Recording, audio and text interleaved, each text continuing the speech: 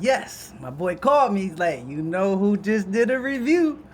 That boy Anthony Fantano. Listen, there's certain people that I value their opinions, and I love the fact that he does not like Drake. I'm pretty sure he doesn't like Drake. Pretty sure. I don't know if he's changed his mind like a lot of y'all motherfuckers do out here, but he just did a reaction video, and this the perfect person, cause like I feel like he's gonna be biased, but I feel like people know that he's gonna be biased. So, you know, you got DJ Academics, then you have Fantano. You know, so this is gonna be like the opposite side of the playing field.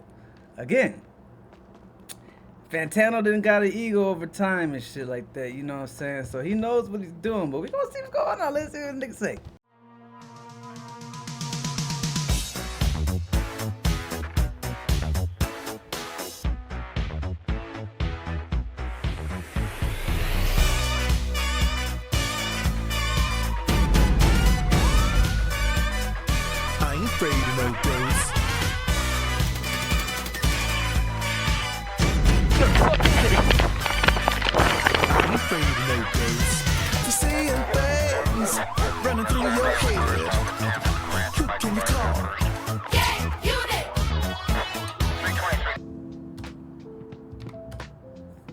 Hi everyone, Wintermelon here, the internet's busiest music nerd, and it's time for a review of this new Drake album, ICEMAN. Here we have the newest and 9th full-length solo album from Toronto rapper, singer, songwriter, Aubrey Drake Graham. The boy himself, with one of the most anticipated records of the year, if not the decade. A moment that, despite all the forced smiles and proxy posts about big opening day numbers for this project, has more or less boiled down to a ripping the band-aid off type moment, the likes of which we have never seen from a Drake rollout before. Like, the way this man has unflinchingly released some of the laziest projects of his whole career without even second-guessing himself, be it either more like we only got about a minute in. He made it a minute. For Drake to figure out what he was going to do on ICEMAN, working from a place of disarray out in the open the entire time. Cause what a lot of Drake's fans have built up to be a methodical, ambitious rollout has just been one long, ongoing distraction for Drake to figure out what his next move or sure bet is gonna be. That's where I go against it. He's just ahead of the curve, bro. He's doing his streaming shit. He knows exactly what he's doing. He's already doing stuff people have never done, especially like shooting a music video live stream.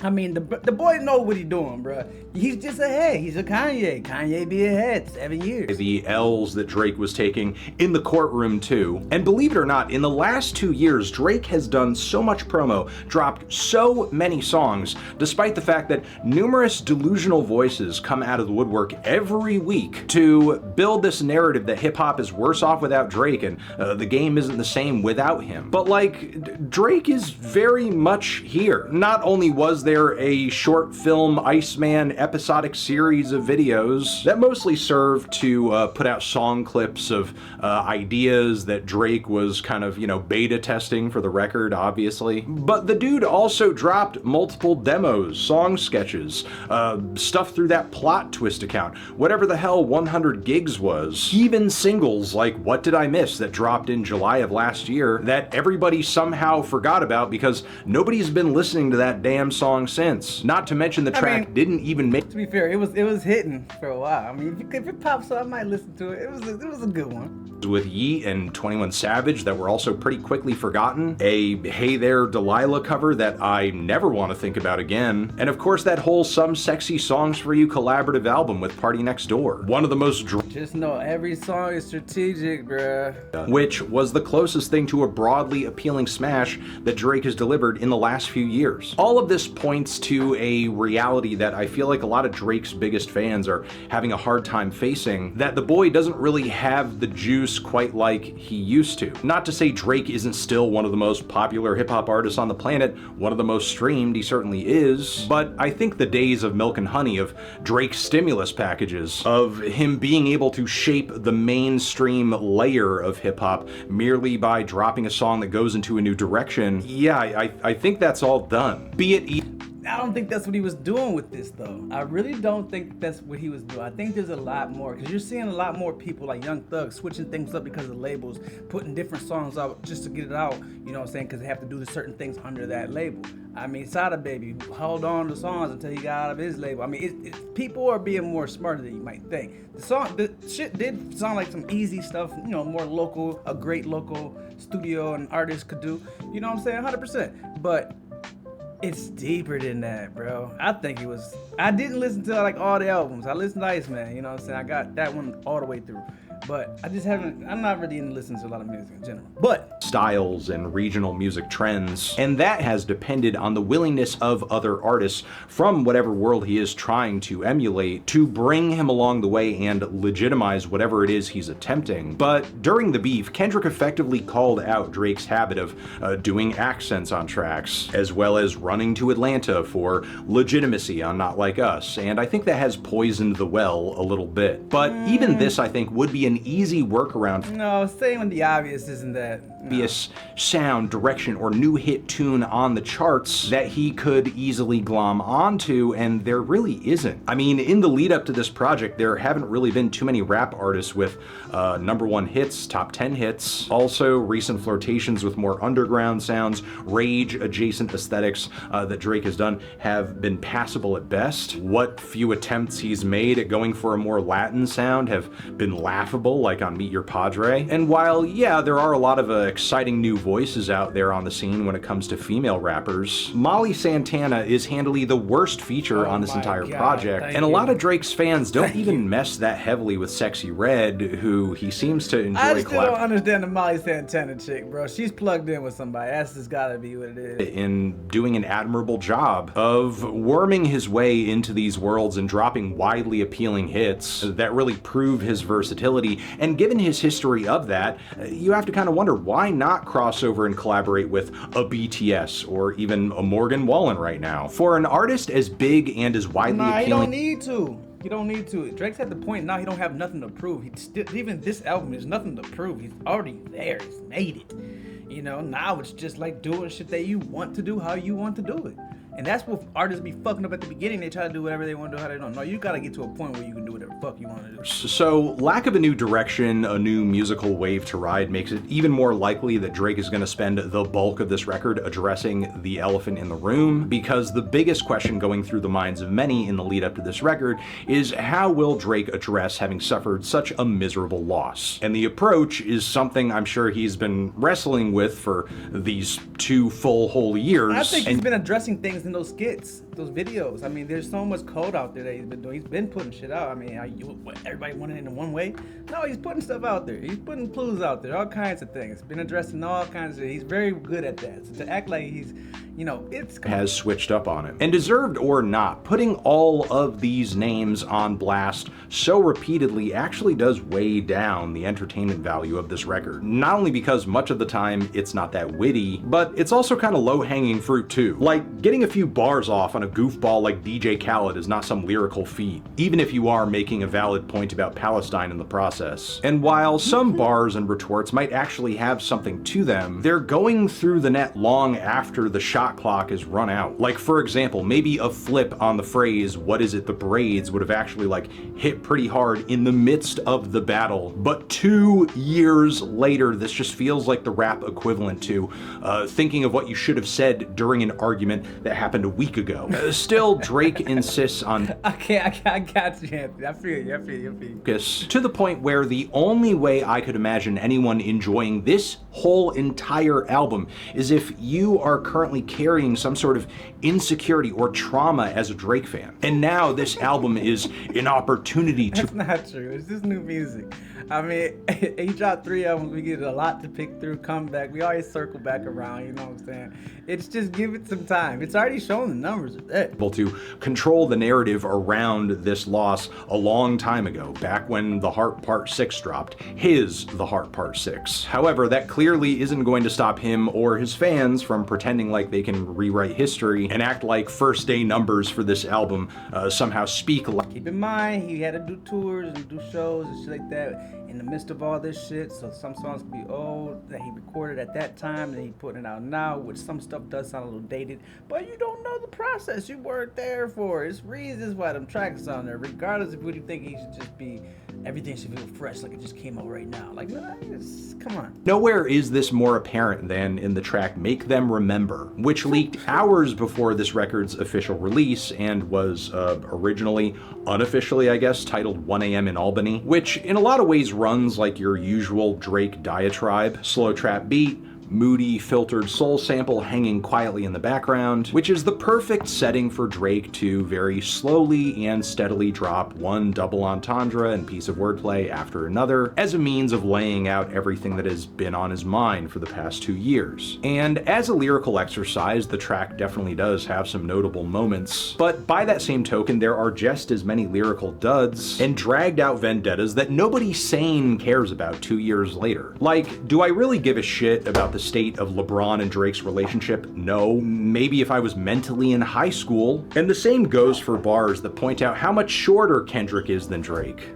Okay, you got bodied by a short guy. And all of this goes doubly for trying to sell us on the idea that there's an element of fascism to the dislike of Drake, with this one piece of wordplay saying that it's essentially a Nazi-type thought to not want to see Drake at the top of hip-hop, which, pause, is insane. It's the bar. I mean, goddamn, can a nigga just rap? Some kind of angle here, even as Drake's favorite streamer Aiden Ross loves to collaborate with Nick Fuentes and has complimented him numerous times. All this track goes to show is just how much the beef has been on Drake's mind for the past 2 years, and as punishment he's gonna make all of us relive it through his point of view and self-imposed martyrdom. And of course there's an irony to titling this track Make Them Remember too, because this screed is essentially what has been on every hip-hop fan's timeline for the past year. Unfortunately, no one has forgot. We haven't been given the chance to forget. Also, sidebar, this song inadvertently shows just how much grace Jay-Z had after losing his battle to Nas back in the day, because within a similar span of time, Jay-Z returned and gave us 99 Problems, Dirt Off Your Shoulder, Encore, and as great as Nas and as Ether was, as much of a power move that track was, ultimately it didn't matter because Jay was the master of his own reality and the ultimate dictator of his narrative, and showed us that through good lyricism and giving the fans what they wanted, good music, not just No. He gave the fans what they wanted. They wanted him to be addressing all these things. You know damn well they did. He gave the fucking people that were sitting waiting to see what he was gonna drop just cause like they're not real fans but they just wanna see the nigga fail. Those people were upset. You know, there's a couple fans that don't, you know, whatever, but you know, nah. He gave the fans what they wanted. That's 3 albums, bro. They got enough of what they want. Everybody got something that they wanted out of it. Or an age. You want to liken yourself to Michael Jackson? And even if you boil Drake's obsession with Mike down to merely a numbers thing due to the success that he saw during his career, the idea that Drake has ever been on Mike's level artistically or even commercially is a fantasy, no matter what the stream said. Yeah. Like, no, I agree with you there. I mean, yeah, nobody's Mike, bro. Nobody's Mike. Prince tried. Because obviously most people are going to hear the first track on an album everyone's trying. Yeah, on Spotify it quickly went #1 and then was immediately dethroned by Billie Jean, a track that's been surging up the charts again because of hype around the recent Michael Jackson biopic. But while Drake did actually drop some really dominant first day numbers with this album cycle, we can't ignore the fact that he also saw fit to drop 2 additional albums, which chatter around the internet right now is that he did it to finish out his UMG deal, but we can't pretend that creating a big numerical splash with so many songs wasn't a part of the calculus here. Now, Maid of Honor and Habibti are still very much worth assessing in my eyes. I'm just not going to do it in this video, and I will save it for another one. ICEMAN here, though, like I said, kicks off with the song Make Them Cry, and even though this track is far from Drake's best opener, there are some real and confessional moments in the midst of it, with Drake confessing that the beef really fucked him up, part of him died, and now he feels very alone. There aren't going to be as many features on this project as a result. And lines where he's talking about having to treat his father like his son's older brother, in a way, are kind of devastating and say a lot about the context in which Drake had to grow up. However, there are still issues with this track. Eventually, it kind of loses its thematic focus, and Drake once again finds himself telling stories about women who won't love him no matter how much money he throws at them. Hey, the baby rapper say, let niggas do what they do. If you don't want to listen to that shit, you don't want to listen to this shit. Goddamn. People listen to R&B every day. Back into this thematic pool, it feels more and more like an incel bedtime story. Of course, Drake's persistently deflated delivery and beat switch dependency are problems too, because on ICEMAN, whenever Drake feels like he can't further develop a song, the best way to make it continue is to just introduce a random And listen, Travis Scott is one of the biggest ones. I always love when he did that. It's just a style, bro. Like, let it go. Don't do that. It's a style, and people love that. That's why people are doing it. That's why Drake does it, bro. It's a cool thing, all right? Skippable. Though it's interesting that Drake makes reference to being in Australia at the time of recording, making reference to the 2025 tour that he didn't finish, and purposefully orchestrated so that he wouldn't be on the continent of North America during the time that Kendrick was going to be performing at the Super Bowl. So you can't really bullshit listeners acting like, oh man, I'm over in Australia. I wonder what's going on at home right now. I don't even know. At least the track has a banger beat. I love the... This nigga hates Drake so much, bro. At the end of the day, the whole song is... People that hate Drake, they just can't hold it back, no matter how professional they are. It'll come out of them, bro. Because I don't remember it going like that. I don't remember one word in your raps. I don't know nothing about you on them tracks. Like, plugging your ears and pretending your competition isn't making a dent would be an easier pill to swallow if you were actually able to nail down a #1 in the lead up to this project, but you weren't. Meanwhile, Whisper My Name does have a decently strong start to it, but this track is still further proof of Drake's inability to follow through on a song idea right now. I mean, the eerie, cold-blooded tone this track kicks off with is really solid and does a pretty good job of painting Drake as this larger-than-life figure who kind of haunts the industry in a way. But all of this quickly dissipates after a beat and flow switch that nobody asked for, as Drake moves into some of the worst. But I will say, there was a lot of them. There was a lot of them. It's like he's just evolving and doing it more. I don't know, songs are shorter now. Obviously, when he came in the game, 4-minute songs were a thing. Now it's like 1 minute and 50-second songs are like the its. And you're squeezing them in. I mean, fuck, I know y'all want a lot, but I mean, shit's getting shorter and shorter. I mean, shit, he's gotta adjust. Walk to Poland. The track still features one of the best beats and choruses on the entirety of ICEMAN. It just goes off the Delulu deep end with some bars in the second half. White kids listen to you because they feel some guilt, and that's how your soul gets fulfilled, handing out turkeys on camera outside your hood. Then you go back to the hills, which reads about as tone deaf as those bars on Family Matters where Drake was talking about Kendrick rapping like he's gonna free the slaves, which for sure, Kendrick isn't a perfect or uncritiquable figure when it comes to his politics or his activism. But the way Drake frames it on bars like these, it feels like he thinks putting anything pro-black in your music is just cheap and lame. Not to mention this question could also be flipped on Drake, who also has a very predominantly white audience. I don't think he's saying that at all, but everybody, I always felt that shit too. Like, when he said that bar, I was like, yeah, this nigga do be to pimp a butterfly and whatever the fuck, just like that. Whatever, when he wasn't like that too much at first. I don't know. He switched up a little fast for us, but hey, you do what you do. But yeah, I don't think he said that. Don't paint that on him, Anthony. Come on. Point, I guess. The problem is that he's doing it with a song that frankly sucks. The Molly Santana feature on this thing is terrible. One of the most low-effort phoned-in features on any Drake. I didn't know what the fuck was going on when she came out. I was like, what the fuck? I thought it was a dude. Doing what Drake thinks they are doing. And also, there is a feature from Future on this track I have neglected to mention, and this might be the lowest amount of chemistry these two have shown on a track so far. Also, what happened to staying on your side? Not hearing it from people who switched up and all that.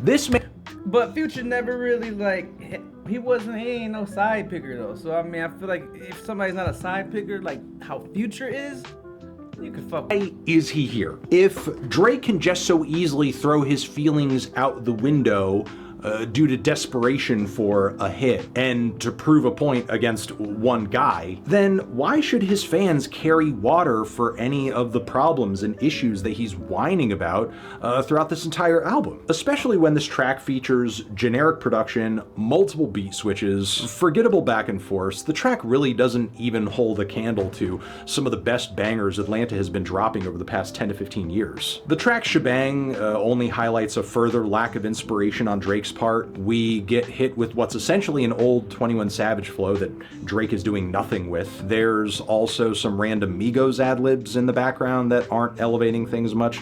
Bryson Tiller nod too, that's kind of okay. The production has some buttery chipmunk soul chops, a basic trap beat, and Drake's delivery isn't really fiery enough to do much else other than inspire some light head nodding. It's passable. I guess it's fine if you need something to play in the car while you're making your way down to the corner store to buy some boner pills. Then Make Them Pay is a truly oblivious and tone-deaf song. I'm not sure if Drake, being a Lil Wayne protege, has ever worked against him more here, because simultaneously Drake wants us to hold space for the bitterness that he has against those who wronged him, while demanding that we take him seriously as he dishes out Jalen Hurts similes and bars like, I rack up a tab in Chanel cause I do buy everything like I'm Middle Eastern. I wish Drake would realize that bars such as these don't really work through welling eyes and slouched shoulders. Then there's the song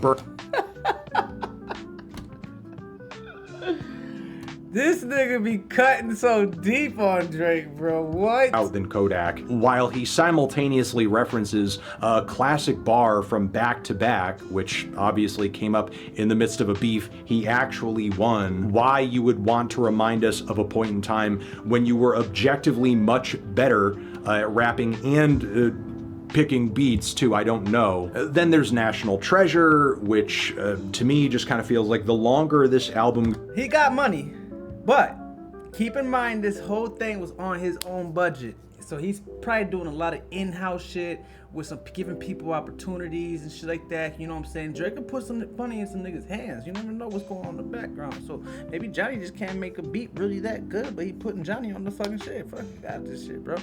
I don't know. We don't know, but you gotta think that way too, though. It's now you dudes trying to stop the show. Ironic, cause the Iceman was a nice man. Now I'm hot and cold. The Iceman was a nice man? Really the midpoint of this whole no man's land. It's so dejected and so hollow that even 21 Savage doesn't sound like he wants to be there. Meanwhile, Drake doesn't even feel like he can fully commit to the accent bit on the song Plot Twist. Come on, man, you're doing kind of a UK thing here. Just do the accent like you normally would. You're basically just barely tiptoeing over the line. You might as well. Meanwhile, What Did I Miss somehow sounds more punchy and lively in comparison with everything else here. And yeah, it's a track that misses that special something that makes so many big Drake songs anthemic.